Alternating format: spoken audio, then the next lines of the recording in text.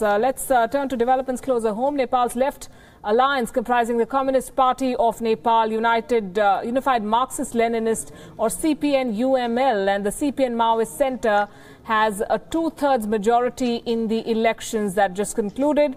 They have won 110 of the 165 seats in parliament. Its ally, the Rashtra Jan Morcha, has won one seat, taking their total tally to 111.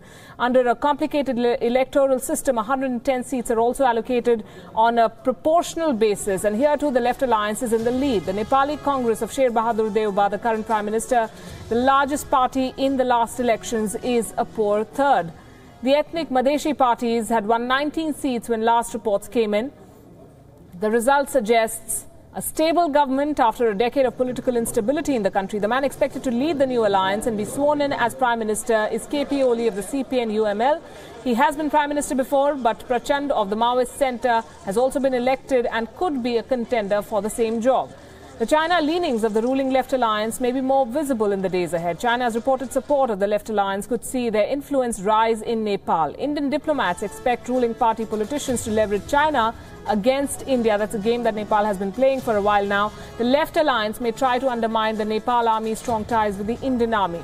We'll see how that goes. But the question then is India isolated in South Asia? Nepal may have a pro-China government before long. The Maldives has moved closer to Beijing. Sri Lanka is heavily in debt to China. India's challenges in the region are growing for sure. Winds of change in South Asia, not entirely to India's liking. The first and most recent is Nepal's election result, where an alliance of left parties has emerged with the largest number of seats in parliament. Apart from the left alliance's suspected proximity to China, the man who could take over as Prime Minister is KP Sharma Oli, who has proved a difficult customer for India to deal with. Last week, Maldivian President Abdullah Yameen snubbed India by signing on to China's Belt and Road Initiative and a free trade agreement. It has added to speculation that China's military-naval relationship with the Maldives is going to receive a major boost. And over the weekend, Sri Lanka handed over the Hambantota port to China on a 99-year lease. The port sits on the Indian Ocean sea lanes. An Indian naval assessment is that there could be more Chinese submarines and naval vessels docking there. So why has this happened? The reasons for India's isolation could be as follows. Nepal's left turn may have less to do with India and probably have more to do with the incompetence of successive governments. There have been 11 governments in 10 years in Nepal.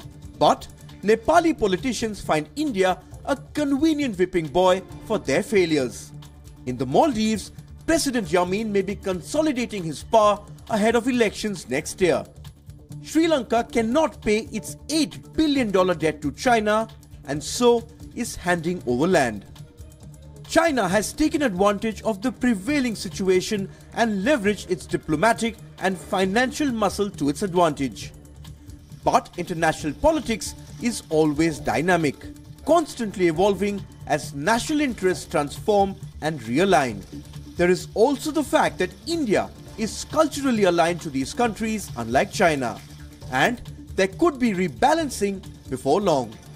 Bureau Report, WION.